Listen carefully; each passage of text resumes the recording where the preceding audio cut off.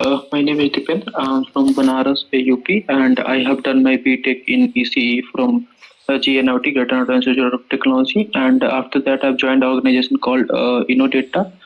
Then in 2022, I've started working for the TCS. Currently, I'm working for the TCS in TCS FS domain, where we mainly focuses on an application called TCS Bank. This application is basically used for the cross-border payments like the SWIFT, SEPA, or Target, or you can say the InstaPay.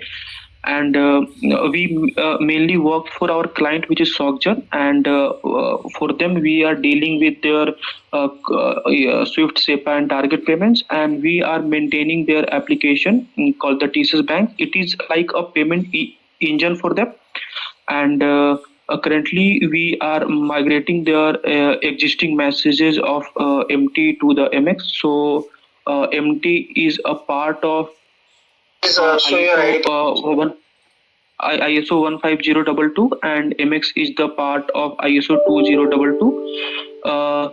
What we are doing currently, we are migrating their existing messages. Suppose we have the MT103 to the MX, like PAX 8, PAX 9, or the PAX 4. And on the tech point of view, the tech which we are using for our application, we are using Java, and we are using Spring Boot as well for them. And we have divided the application into different microservices as well. And on the database point of view, we are using Oracle as a DB for them. Okay, great. Okay, so you have worked with multi-threading, right? Yes, sir. I have worked with the multi-threading as well. Okay. So, can you explain what is countdown latch? Countdown latch. Yeah. No, sir, I'm not aware about that. Uh, can I? It is I'm an not confirmed. synchronization tool. It is a Yeah. synchronization tool. Okay. I think it is basically you. So we have. So if we are initializing, then we will check the count, and countdown. I think when it is a time to given to complete each task, and we have await also, which is used to reach the count to the zero. I think it is a part of countdown tool in multi-threading.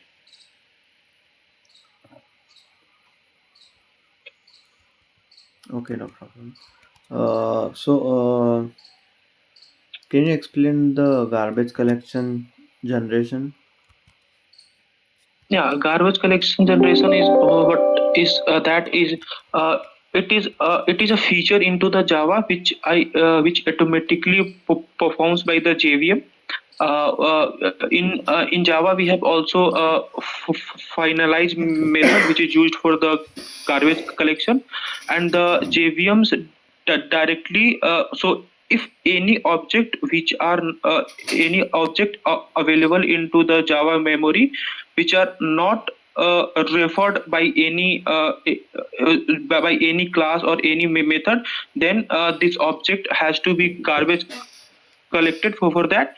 And for the JVM we have mainly we have a method called finalize, which is basically used for the garbage collection. Okay. So, when the garbage collection happens, then how it works, like the marking and surviving. Okay, so it basically happens into the so it only deals with the heap area memory, and it is almost part of three steps. The first is for the marking. On into the first step, what method does, it marks the all the objects which are not referred by anything. Then after marking, we have deletion and sweeping. I think these two mechanism. It basically what it does, it removes the all unmarked object and free up the memory, And then a third one is, I think, compacting is the third one, which is the an optional. So after deleting the unused objects of the garbage collection, basically it compacts the memory and reduce into the lower size. So these are the three steps in which garbage collection is performed. Okay.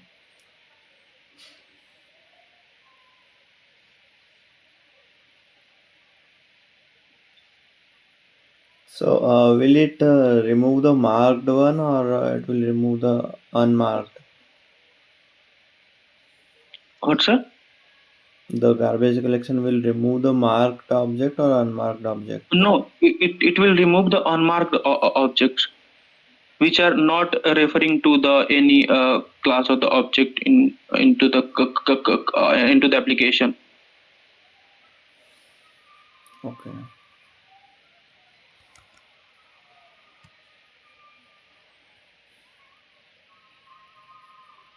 So, what are the types of garbage collection? Uh, Types of garbage collection, major, and I think it is of two type. That is the minor or the major. Minor, what it does, it basically happens very quickly. If you want, if any objects want to be removed in a very quick fashion, then we can use the minor in that case, and major, where the uh, object is to be removed from the new version and the old version as well. So for them, we can use the major garbage collection for that. Okay. But major one is, I think, so minor one is faster and the major one is a little bit slower, because it has to be deal with the old generation and the new generation of objects as well. Okay. What are old and new generation object? What's that? What are you are saying the new generation and old generation object? So what it is, so major part is that when minor is called, suppose we in memory, suppose one object has been created for the first class. Suppose we have created a package where multiple classes are there. So difference between old generation and the young generation is that the object which is created for the other package of the other class. So this is the basic difference between these two. And uh, generally minor will happen when the young generation of the objects are in full. I think this will happen at that time. Okay.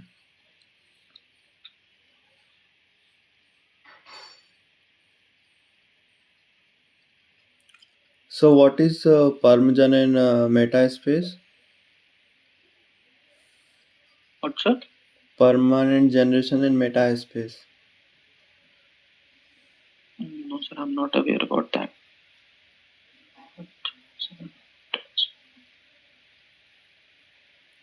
No, sir, I can't able to recall it right now. Okay, no problem.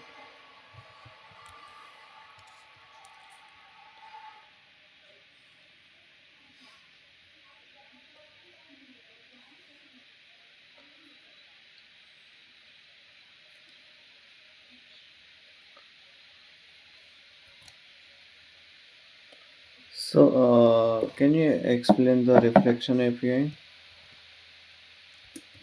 What, sir? Reflection API. Okay, so basically, API is an so we are talking about with a reference of Spring Boot. No, reflection API in core Java. Oh, reflection API.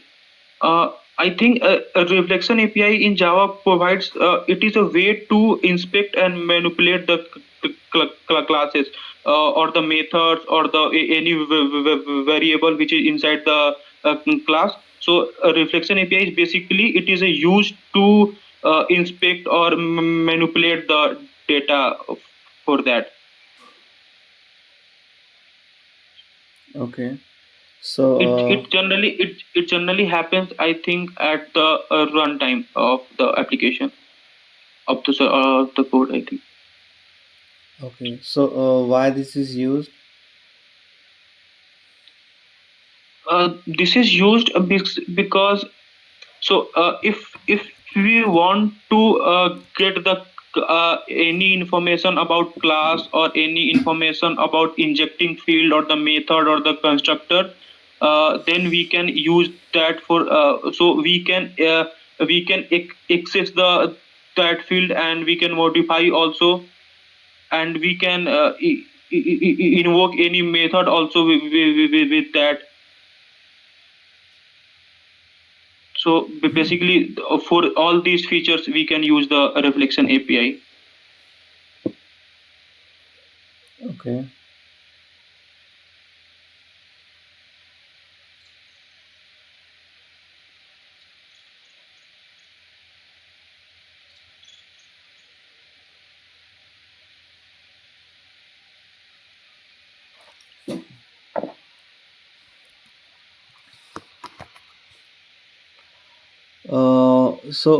Can you explain the externalizable implementation in Core Java? Externalizable, externalizable, externalizable implementation. No, sir, I'm not aware about that term. Okay. So externalizable is an interface. Okay. It is for custom Okay, serialization. okay. It is for custom serialization and deserialization. Okay.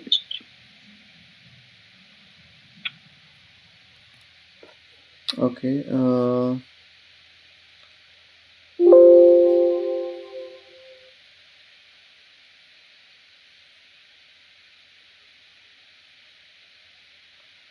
Can you explain the priority queue implementation? Priority queue implementation. Hmm.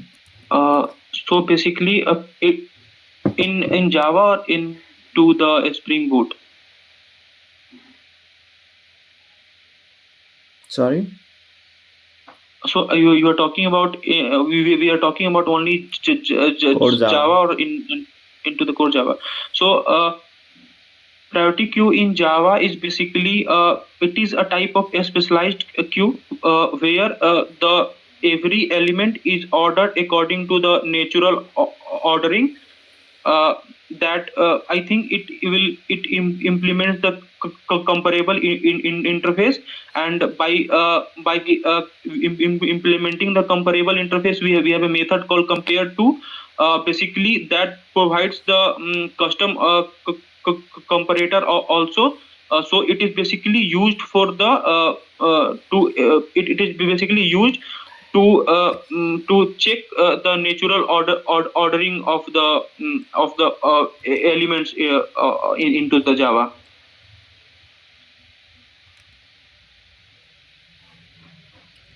Okay.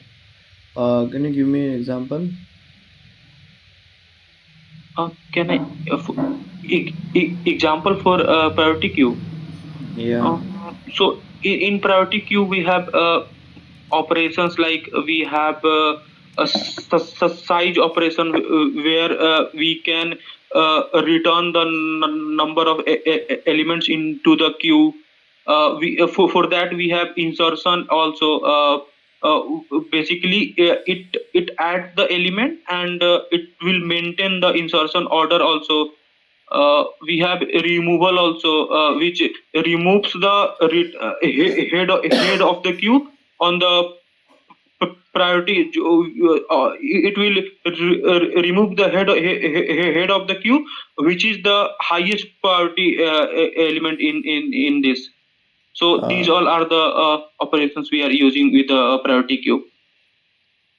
Okay, so where do you set the priority? What, sir? How do you set the priority? So for the priority setting, so if we are adding the, suppose if we have a queue and we are adding the elements, like we are adding suppose 10, 20, 30, 40, 15, like that. So how do we set that? So we can normally we can create priority queue, like priority queue integer or the new priority queue, and then we can add the element into that for that. Okay. So what is the use of comparable in priority queue?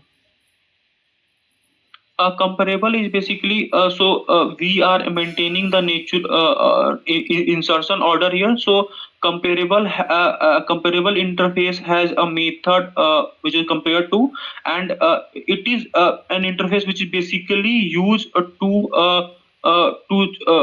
sort the elements into the insertion order or into the priority order. So for suppose I need to find the minimum of the so if I need to find the minimum or the maximum in a queue, or if I want to do the sorting into the queue, then in that case we can use that's why comparable is used for that.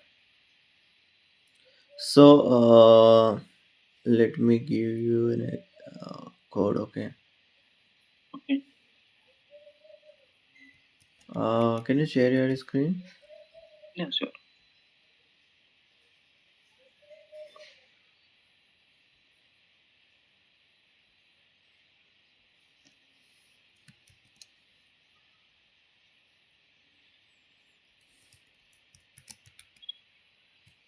Okay. Go to the chat.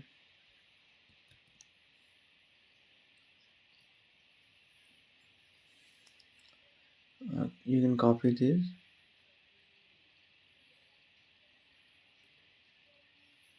or you may not copy this.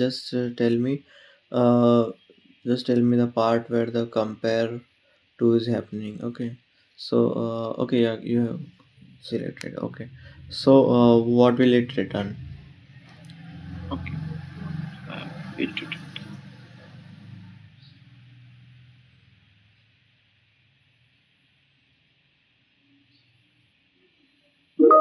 So I have to tell me the where Yeah, so compared to it. integer dot compare this is dot other that it is happening. Hmm. So Mm-hmm. what will happen here? Which one? Here what we are doing, we are comparing the given age. So we have had make a variable that int age, where we are comparing this age to the any specified other ages.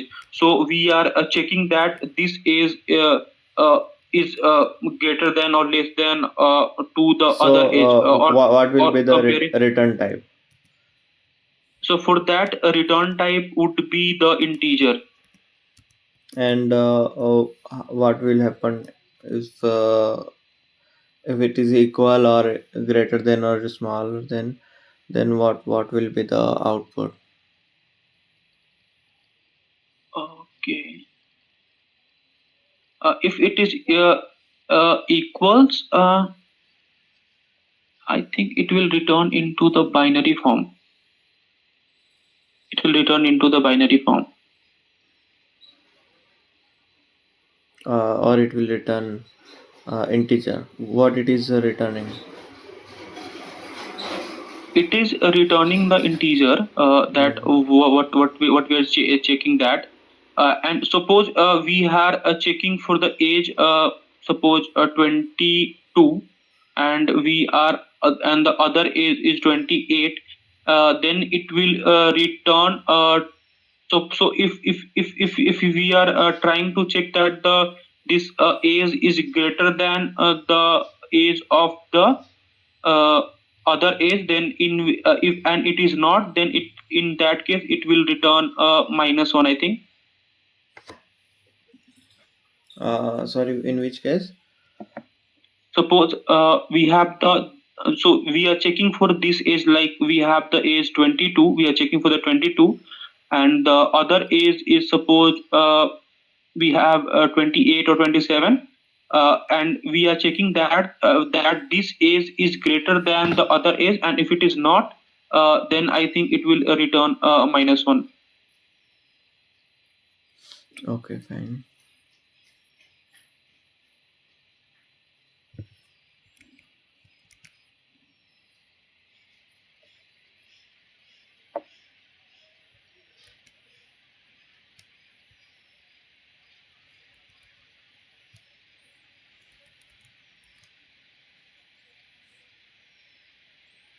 Okay.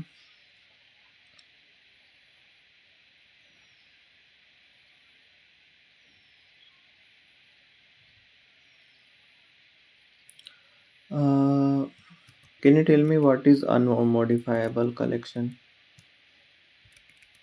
Modifiable collection. Unmodifiable collection.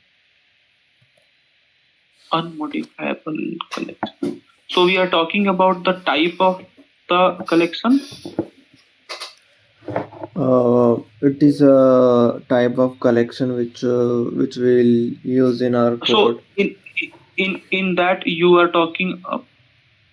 I think, suppose I think it is a collection where we can't do the alteration part. So if any collection has been created and then we can't alter that, or change that, I think this is unmodifiable connection.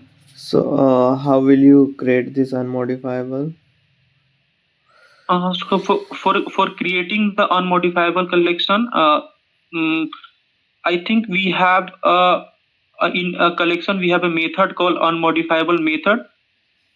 We can use that also, and suppose we suppose we are using list or the set for that, then we have we can use the method that unmodifiable method, and this method will help us to uh, achieve the unmodifiable co- collection. So, what is the difference between unmodifiable and immutable? What's that? Difference between unmodifiable and immutable. Uh, so the major difference is that in immutable collection, or in the immutability, we cannot change anything. So if a collection has been created and if it is immutable, then we cannot change anything into that. But if I want to ensure that there is there is certain data which has to be constant, and it is not immutable, in that case we can use the unmodifiable collections.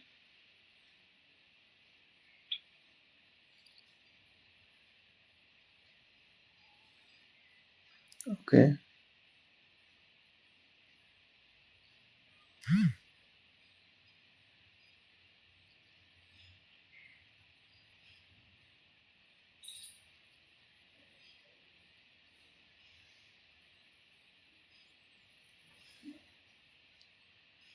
So, where would you use unmodifiable and where would you use immutable?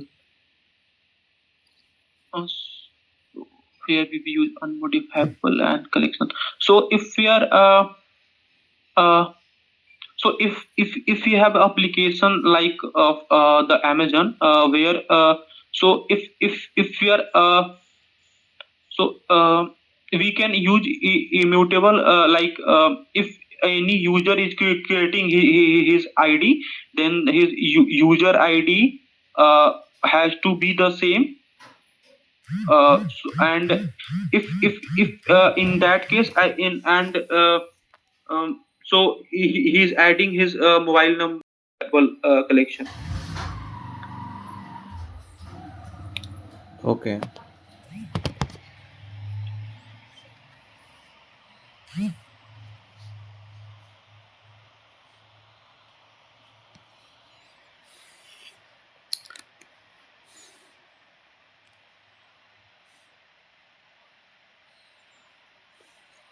Fine.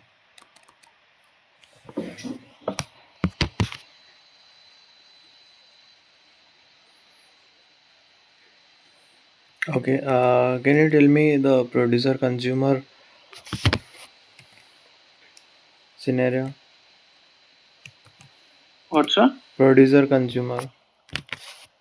uh, Have in you? in in Yeah. in functional in interface, producer consumer, we have a type of functional interface like producer consumer, or we have a predicate. So if we are talking about functional interface like a producer or consumer. This is in. This is in multi-threading. In multi-threading, producer or consumer. In multi-threading, generally we deals with the thread, like we can create thread using thread class or a runnable interface, and we have many methods also, like scheduler, join, sleep, wait. But I'm not about in terms of multi-threading. I'm not exactly aware about the term consumer and producer. So in that case, I think it may be producer are those type of methods that which is used to create the thread. Like we have the start method which is used to create the thread. In that case, I think producer would be that, and consumer would be I think thread scheduler, which is basically used for the suppose we have a two threads like thread A and thread B, and we want that thread A should use the resources first, and then I will schedule it after thread A after thread A consumes, and it will perform its task. Then it will pass on to the thread 2. But I'm not 100% sure about this. But I'm like maybe this is the. Okay.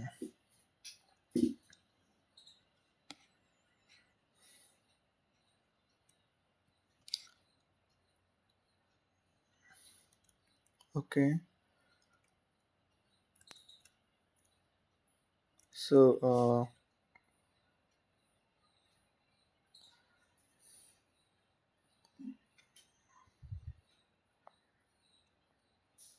let me type in the chat. Okay. Hmm.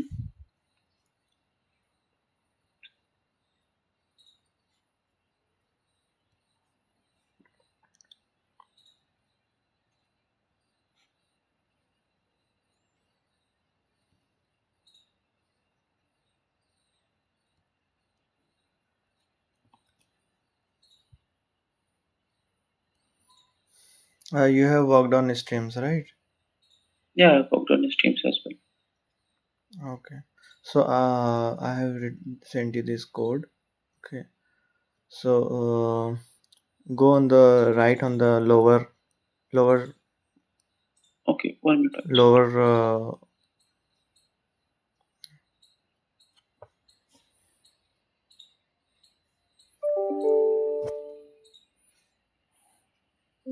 Yeah. Yeah. So you have to print the second highest paid employee using the streams.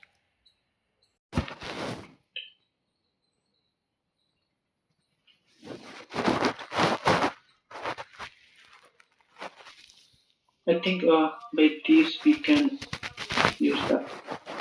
We can get the So here I have to create. uh,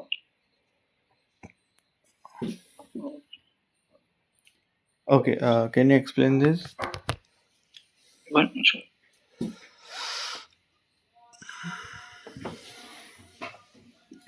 Yeah, sure.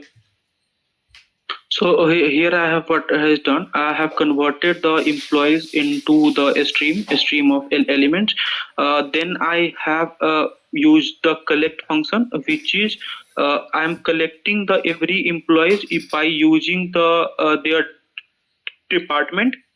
So I have used the get department ID. If they have the ID, then I have collected that, and after the collection, by filtering the ID, I have collected it as a one list, and then that list should be I have converted that list into the stream again, and then after converting into the stream, I have sorted this, and after sorting, after sorting, if the number one is on the first and number two, number three, like that, then I have skipped the first one, which is the highest one, and after skipping, then the second highest would be the first one. Then I have used the function is the find first for that. So, how did you get this list here in the? Okay, you are using. You are creating another stream with that list. Yeah. Yes, sir. I have converted with this list with the another converted into the another stream. Okay.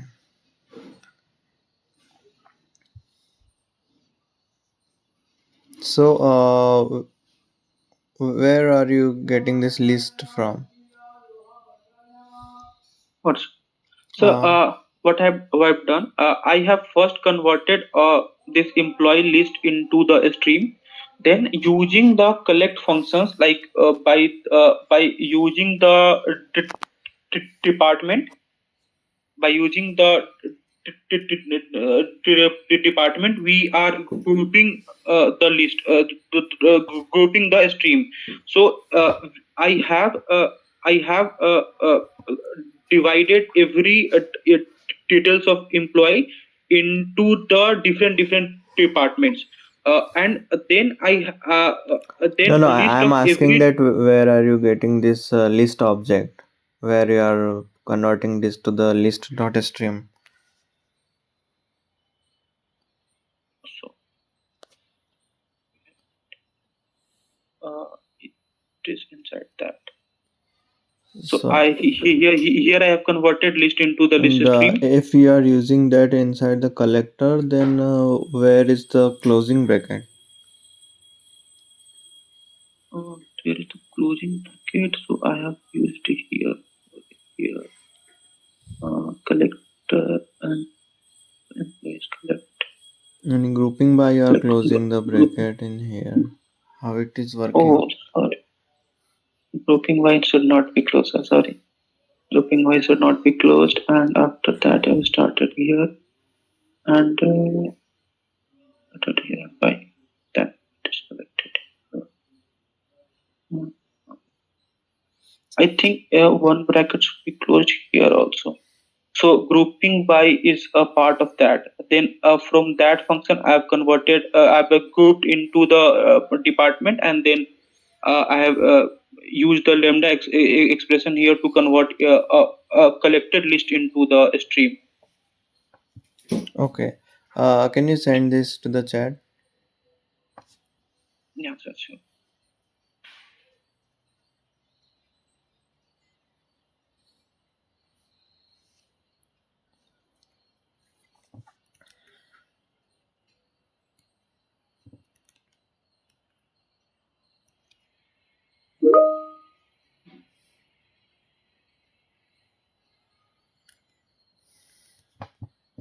Okay.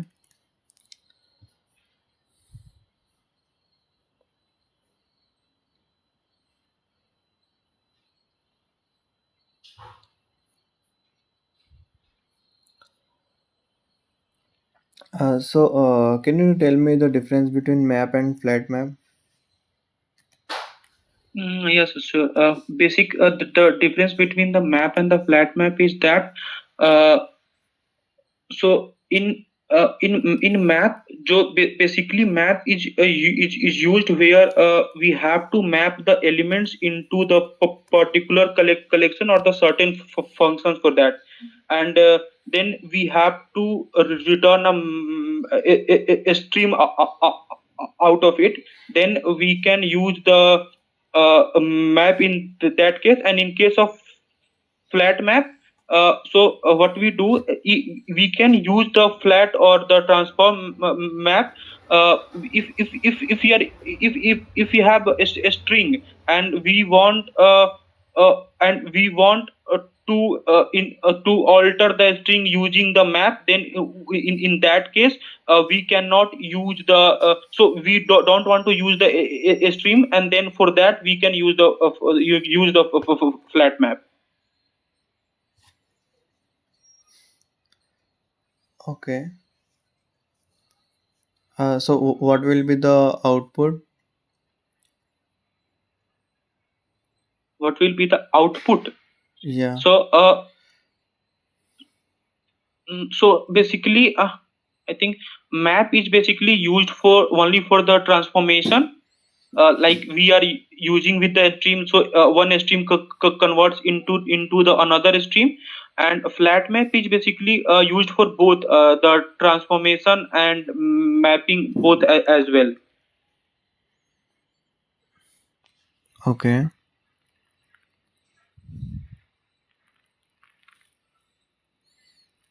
Okay. So suppose we have this uh, list of stream. Hmm. Okay.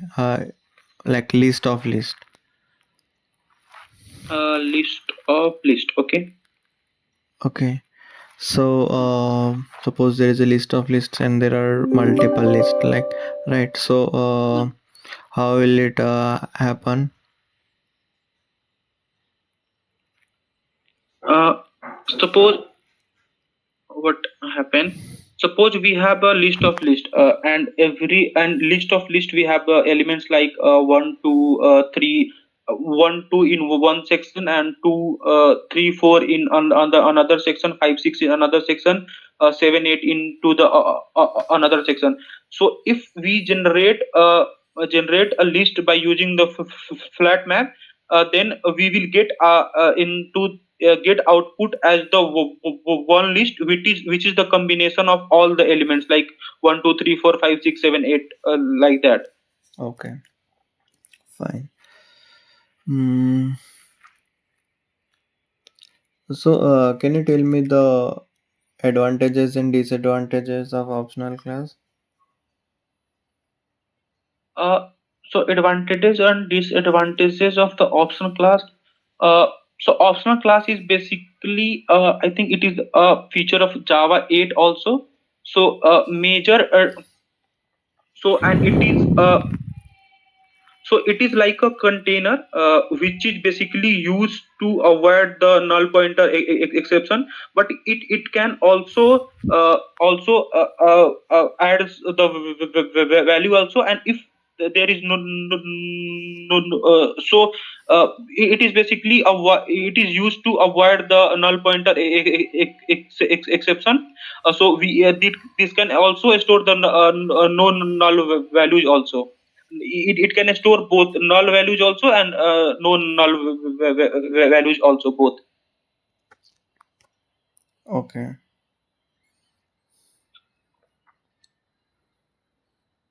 How it prevents the what you say uh, the null pointer exception? How it prevents the null pointer exception? So if we have the optional class, like we uh I can say that. So like suppose we have a string, and we want to find the uppercase of that. So if you want to find suppose we have the string of name, and we want to find the uppercase for that. So by using the optional class, we can and use the uppercase name method, I think. And optional class has many methods also, like each present or not. So by using these methods, so if there is no upper class sorry uppercase found into the a string, it will also return an output as unknown, or the name is missing. So by this we can use the optional class for that. Okay, fine. What is the difference between new datetime API and the old datetime API? Datetime API. Datetime API is also introduced into Java 8, but if you're talking about the old one and the new one, sir, I'm not aware about that actually. Okay. What is the difference between these two? I have read that that in with the Java 8, date and time API has also been updated, but I have not used in our application, or I have not used it, so I'm not aware about that, I think. Okay. So, have you known about the UTC dates? Yes, sir, I have known about the UTC dates also. Uh, so, uh, so what is the, how do you identify that? Uh, so I think for the UTC dates, there is a package in Java called Java Time, which we can use to find the UTC dates. It will give me the instant date for that. Okay.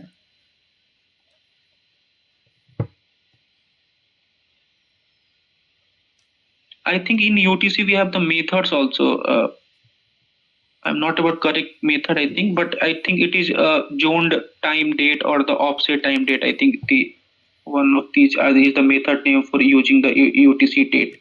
How I the think JWT token look like, and what are the fields it have? what's that? JWT token. JWT tokens.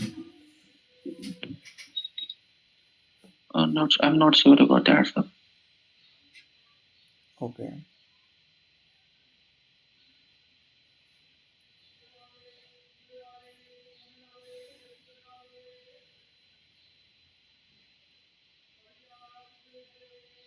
You have not used JWT?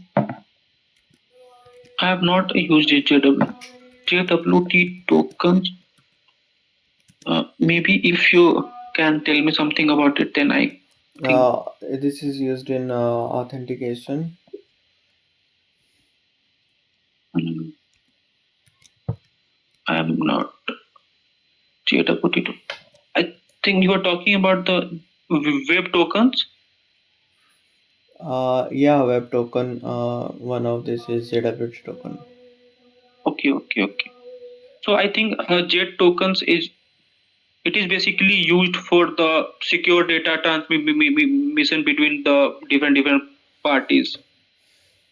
So if we are using any API, and we want to secure our transmission of data between the parties, then we are using the web tokens for that. Okay. So what is the use of this? What is the use? So the basic use is that so mm, so I think so with this we can so if we are using the API architecture, and we are transferring the data using the API, so if any data is transferred from the one API to the another, a web token has been generated, and this web token is stored. And if we are again receiving some information from other parties, then this web token is used to check that the both the tokens is same or not. So it is basically used to authenticate that the data which we are receiving from the other party is the correct one or not. Okay.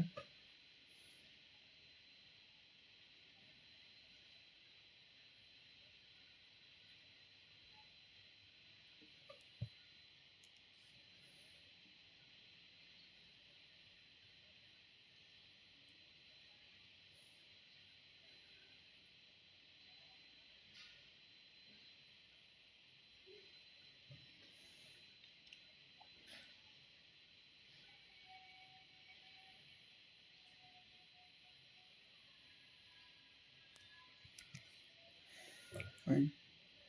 Uh, so, uh, so have you worked with Auth 2? uh, auth auth tools. 2. Auth, No, OAOTS, AUTS. no, no, sir, I have not worked the auth.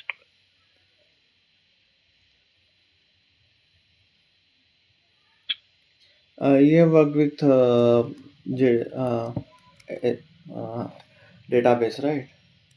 Yeah, I worked with the databases. Okay, so how do you optimize a query? We can optimize the query using the indexing. So we have the indexing mechanism in the SQL. So by using the indexing, we have the many features, like we have the in exist. So by this technique, we can optimize our query, or tune Okay. our query for that. Okay. So what is the use of explain? What is the user? Explain. Explain. I'm not sure about the word explain actually. Okay. So what is the use of limit and offset?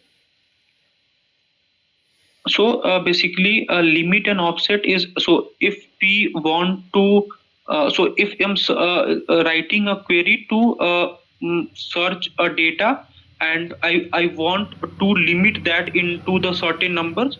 So so if so limit is basically used to specify that I want only the certain number of rows, and offset is basically it is used to skip the number of rows. So if I want, so in a database, suppose there are hundred of hundred of number of rows, and I want only 10 rows out of that, then for that we can use the limit.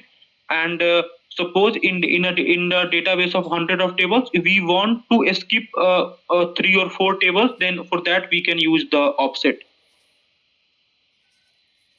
Okay. Fine.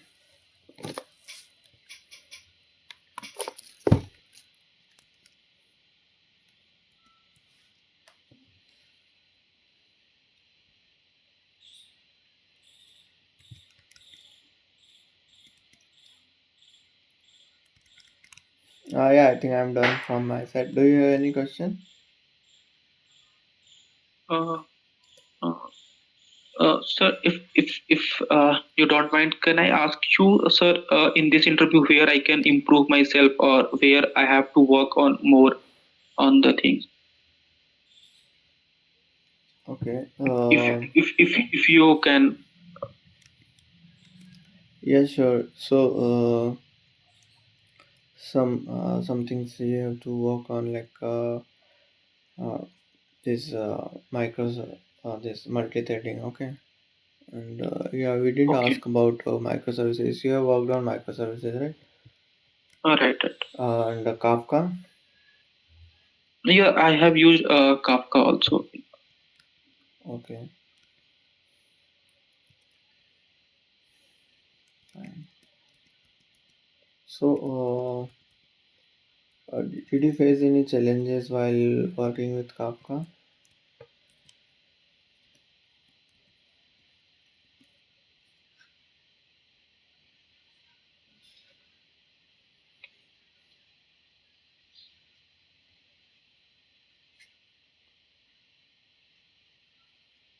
Hello? Hello, yes, sir. I'm not audible to you. Okay, yeah, you're not audible. Yeah, sorry. So, sir, are you asking something? Yeah, I was asking about the Kafka. What are the challenges you have faced while working with Kafka? Mm, The challenges which I faced. So basically, Kafka is based. It is a pull-based approach. Basically, it is for used for the asynchronous communication between the different microservices. And in Kafka, basic difference, basic uh, challenges I have faced. It's so setting the broker. Basically, in Kafka, we have the producer and consumer, and we have the broker, and broker stores the data and so serves the direct message to the different microservices. Okay, So okay, main challenges I faced is setting the broker or okay, got it. dealing with the broker So, like that. do you have any question? No, sir, I don't have Okay, question. sure. Thanks for joining. Okay, thank you so Bye. much, sir. Have a good day.